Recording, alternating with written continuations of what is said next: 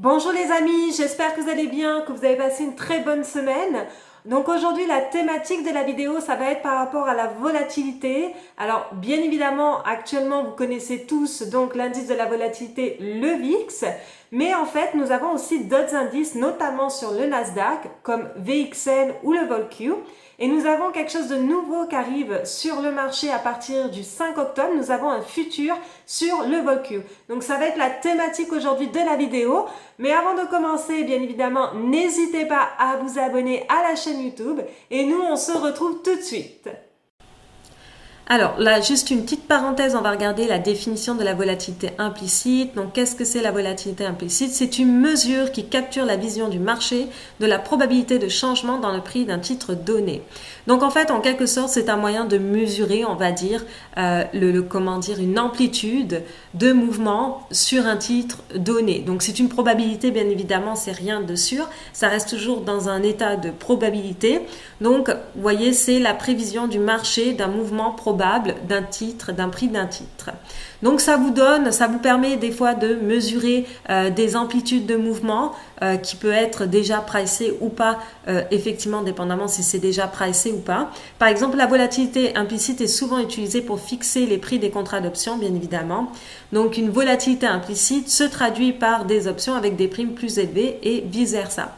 Donc ça vous donne juste des probabilités en fait d'amplitude de mouvement que peut avoir effectivement le sous-jacent. Donc me voilà là actuellement sur le site donc du CME Group. Alors pour ce qui est effectivement de tous les échanges à Chicago, nous avons le CBOE et nous avons le CME aussi pour les futurs, comme les futurs sur bien évidemment le S&P 500 ou les futurs sur le Nasdaq. Donc voilà, nous sommes sur la page, je mettrai le lien dessous la vidéo bien évidemment. Donc là en fait nous sommes sur la page du Nasdaq sans volatilité index futur. Donc là, vous pouvez voir que justement, ça va sortir le 5 octobre. Vous pouvez souscrire pour avoir des updates aussi si vous voulez.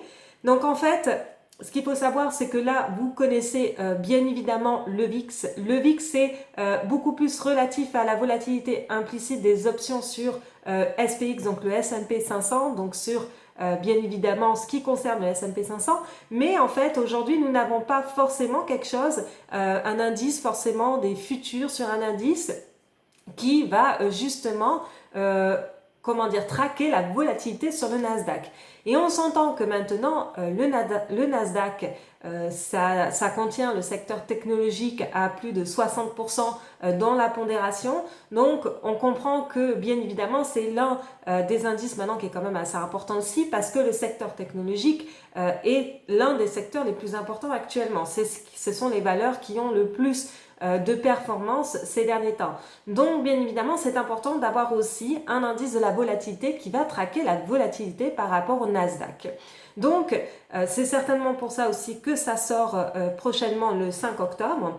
Donc vous en avez deux en fait d'indices de la volatilité. Vous avez le VolQ, alors comme vous pouvez voir ici, là le VolQ ici, c'est sur le VolQ qu'on va faire les futur, mais on a aussi le VXN. Alors vous voyez par exemple si je vais sur TradingView, vous voyez VXN, donc vous voyez CIBO Nasdaq sans volatility. Donc là vous pouvez avoir donc le VXN qui est un indice de la volatilité du Nasdaq. On peut voir qu'il y avait le spike bien évidemment courant le mois de mars, et nous avons donc le VolQ. Donc si je tape VolQ sur TradingView, vous avez le Nasdaq sans volatility index. Donc c'est sur lui en fait que les futurs vont sortir prochainement, donc le 5 octobre. Et donc, en fait, les gens qui tradent de manière assez importante le secteur technologique, qui ont des pondérations quand même assez importantes dans le secteur, vont pouvoir maintenant se hedger justement avec des futurs VolQ. Donc c'est pour ça, comme il s'agit des valeurs technologiques, ce sont des valeurs quand même maintenant très importantes, il va falloir aussi regarder un petit peu la volatilité qui se price sur cet indice-là. Donc voilà, donc là, qu'est-ce que ça comprend en fait justement l'indice de la volatilité? Donc là, si par exemple, je vais voir si je peux traduire en français pour que ça soit plus simple à la lecture. Donc en fait, Qu'est-ce que ça comprend en fait l'indice? C'est comme le S&P 500, c'est dans la même dynamique, c'est-à-dire qu'en fait les contrats à terme vol-Q, donc les contrats à terme c'est les futurs, estiment la volatilité implicite des options à la monnaie, donc on dit en anglais at the money, ATM, avec 30 jours d'expiration avant, pardon, avec 30 jours avant l'expiration. Donc, par conséquent, à tout moment, les futurs reflètent une estimation de la volatilité à terme, qui est la volatilité attendue de l'indice du Nasdaq 100 pour la période de 30 jours, commençant à la date d'expiration des contrats. Donc là, ça paraît effectivement, il y a beaucoup d'informations. Alors, ce qu'il faut savoir, c'est que, en fait, première chose qu'il faut savoir, c'est que l'indice de la volatilité, ça prend, en fait, ça prend pas forcément des valeurs en quelque sorte tangibles ou comme par exemple en quelque sorte des commodités ou des compagnies par exemple, ça comprend de la volatilité, donc c'est de la peur, c'est une donnée, c'est pas forcément quelque chose qui appartient à une compagnie ou quelque chose qui est physique. Donc c'est vrai que ça peut être complexe à partir de là. Donc en fait la volatilité implicite c'est une des données très importantes au niveau des options, du pricing des options. Et du coup, en fait, quand nous avons une volatilité importante, bien évidemment, sur des indices-là, cela veut dire qu'on va avoir une variation, en quelque sorte, ça va estimer une variation plus élevée, si la volatilité est plus élevée, sur, bien évidemment, l'indice sous-jacent. Donc, admettons, nous avons effectivement un vol-Q élevé, cela peut donner effectivement une estimation que pendant la période encourue, donc les 30 jours avant expiration, il y ait effectivement une hausse de la volatilité sur un tel pourcentage. Donc là, si par exemple, on prend l'exemple sur le VIX, je vais vous donner des exemples sur le VIX. Le VIX, c'est un chiffre. Initialement, c'est un chiffre, on est d'accord? Donc là, par exemple, vous avez un petit indice qui est très bien expliqué. Bon, j'ai fait traduire en français pour que ça soit plus simple, mais je vous mettrai le lien et vous pourrez aussi traduire en français si vous voulez. Donc là, vous avez le chiffre 13,77. Donc ça, c'est le chiffre du VIX. Donc admettons, le chiffre du VIX est à 13,77.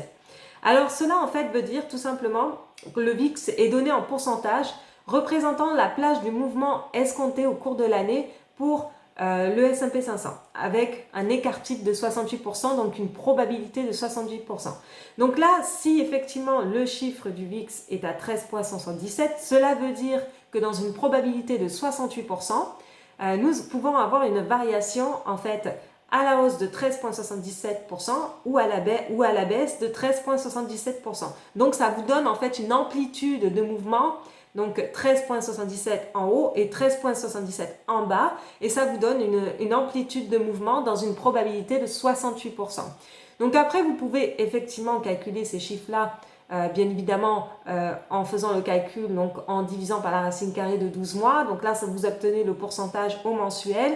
Vous pouvez aussi l'avoir en hebdomadaire en faisant 52 semaines ou au nombre de jours, donc les jours ouvrables, bien évidemment, qui vous donne en fait une variation dans la journée en pourcentage. Donc ça, c'est vraiment comment est calculé le VIX en quelque sorte. Donc le VIX qui ressemble au vol-Q, bien évidemment, dans son système effectivement de calcul.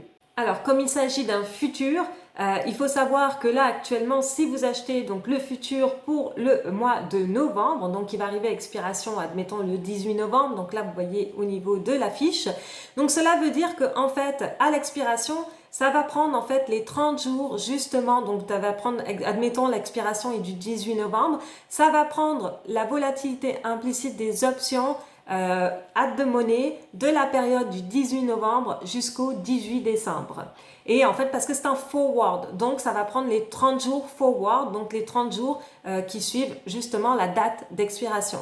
Donc, vous pouvez trader, par exemple, actuellement, vous pouvez acheter par exemple le 1er octobre, le futur pour le mois de novembre, mais le futur du mois de novembre représente la volatilité implicite des options de la période du 18 novembre à la période du 18 décembre. Et il en est de même, après, si vous voulez faire par exemple, si on regarde tout de suite pour le mois de décembre, on veut acheter un futur du mois de décembre. Alors là, vous avez par exemple les exemples. Donc là, la période de décembre pour un futur de décembre va prendre la volatilité implicite de la période du 16 décembre au 15 janvier. Donc sur les options, bien évidemment, du 16 décembre au 15 janvier. Donc c'est à chaque fois forward de 30 jours. Donc ça vous permet d'avoir une estimation de la volatilité implicite justement au sein de comment dire du sous-jacent. Donc c'est comme ça que ça fonctionne au niveau donc pour calculer la volatilité future prochaine au niveau d'un indice. Donc ça vous permet de voir si la volatilité est élevée ou si la volatilité est basse. Alors ce qui est bien, c'est que comme je disais, ça vous donne des estimations dans un certain écart type, donc une probabilité de 68%. Alors ce qu'il faut savoir aussi, ce qui est bien, c'est que quand justement vous allez au-delà, que vous êtes dans une option et que vous allez au-delà de l'écart type de 68%, ça peut vous donner, quand vous êtes dans le bon sens bien évidemment, ça peut vous donner une performance encore plus impressionnante si vous dépassez l'écart type de 68%. Alors, on va donner juste des petits exemples sous quelles conditions on va utiliser justement les futurs. Donc, généralement, on peut faire des spreads avec justement en parallèle d'autres futurs sur des equities, par exemple des equities comme effectivement le NQ, le Nasdaq. Donc ça peut permettre de faire quelques spreads à l'intérieur avec ce genre de transaction. Sinon, c'est effectivement pour protéger un portefeuille, parce que je ne pense pas qu'on fait forcément du directionnel avec un futur, avec un multiplicateur de 1000 $ le point. Faudrait être quand même très agressif pour y aller justement dans du directionnel. Donc c'est plus pour effectivement je dirais protéger un portefeuille ou bien évidemment par exemple vous pensez qu'il va y avoir une baisse de volatilité, vous pensez que actuellement les futurs justement du VolQ, donc la volatilité sur le Nasdaq sont overpricés, donc vous pouvez aussi shorter effectivement ce genre de positionnement parce que vous pensez que la volatilité va bien évidemment diminuer, ou si vous pensez que la volatilité sur justement le sous-jacent du Nasdaq va augmenter. Donc nous rentrons dans une période, un cycle très d'extreme greed, il y a beaucoup trop d'euphorie sur les marchés, vous voulez commencer à vous protéger. Vous pouvez effectivement, enfin je parle plus pour protéger un portefeuille comme je disais, parce que du directionnel c'est quand même très risqué vu le multiplicateur de points, mais si effectivement vous avez une grande exposition au niveau du secteur tech, que vous rentrez dans un cycle psychologique d'extrême greed, même au niveau du technical, vous êtes dans du overbought depuis un moment, vous sentez l'extension du prix par rapport à une moyenne de prix sur X jours, vous avez plusieurs signaux qui vous disent qu'il serait temps de se protéger parce que le risque augmente. Ben là, vous regardez effectivement les futurs au niveau du VolQ et vous pouvez vous protéger à ce moment-là. Et vice-versa, quand vous pensez que c'est bien évidemment trop pricé, la volatilité est trop pricée sur le futur, vous pensez pas forcément qu'il va y avoir une telle variation sur les futurs, vous pouvez aussi shorter le futur dans ces conditions. Donc voilà, ce sont des types d'utilisation. Sinon, je suppose, c'est vrai que à 1000 $ le multiplicateur avec donc ça fait à peu près un 0,5 d'incrément d'un futur vers un autre. C'est pas d'un futur vers un autre, mais au niveau du bid et de ask, c'est quand même un incrément assez important. Donc pour faire du scalping dessus, c'est déjà 50 $ l'incrément, c'est quand même assez cher. Le 5 centimes l'incrément, je vais retourner parce que je l'ai précisé un peu plus avant. C'est quand même assez risqué. Donc voilà, il y a plusieurs, je suppose, techniques qui vont être utilisées. Vous pouvez utiliser le spread en quelque sorte et ça peut vous donner des éventualités, des stratégies éventuelles avec cela. Donc voilà, au niveau des critères, alors il faut savoir, c'est comme le VIX, nous avons un multiplicateur, comme le VIX, comme les futurs en général, nous avons un multiplicateur au niveau du point. Le multiplicateur pour le VolQ, donc, et comme pour le VIX, c'est de 1000 $ le point. Alors, bien évidemment, avec 1000 $ le point, on s'entend que c'est pas quelque chose que vous allez forcément trader avec un compte de 500 $. Donc, il faut faire quand même très attention à ça. C'est plus pour hedger vraiment des gros portefeuilles, des grandes expositions au niveau des valeurs technologiques ou une grande exposition sur l'indice du Nasdaq, par exemple. Donc, c'est vraiment dans des cas spécifiques. Après, peut-être qu'il va y avoir des e-minis dessus, je ne sais pas, c'est pas encore bien évidemment d'actualité. Peut-être qu'il va y avoir d'autres produits dérivés qui vont en sortir aussi. potentiellement. Donc ça, c'est des affaires à suivre par la suite. Donc en fait, c'est 1000 $, donc le point, ce qui donne en fait que si votre VIX, pas votre VIX, votre VolQ, pardon, futur du mois de novembre vaut 16 $, il va falloir donc le multiplier par 100 et ça vous donne une valeur de 16 000 $. Donc ce n'est pas rien non plus. Donc ça, c'est la première chose à savoir. La deuxième chose à savoir, c'est bien évidemment au niveau des incréments.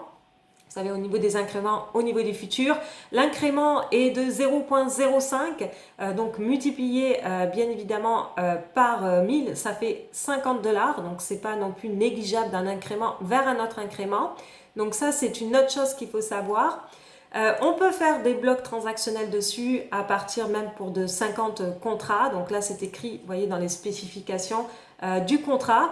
Et nous avons généralement donc 3 futurs pour 3 mois consécutifs qui vont être listés au niveau du VolQ. Donc ça, ce sont les choses vraiment importantes qu'il faut savoir au niveau, donc bien évidemment, du VolQ. Donc si vous avez des questions, vous pouvez toujours les poser en dessous dans les commentaires. Moi, je vais mettre également les liens en dessous. Et vous pouvez toujours m'écrire effectivement si vous avez des questions plus particulières. Sinon, si vous avez aimé donc la vidéo, n'hésitez pas à mettre un pouce. Et donc nous, on se retrouve la semaine prochaine pour une autre vidéo.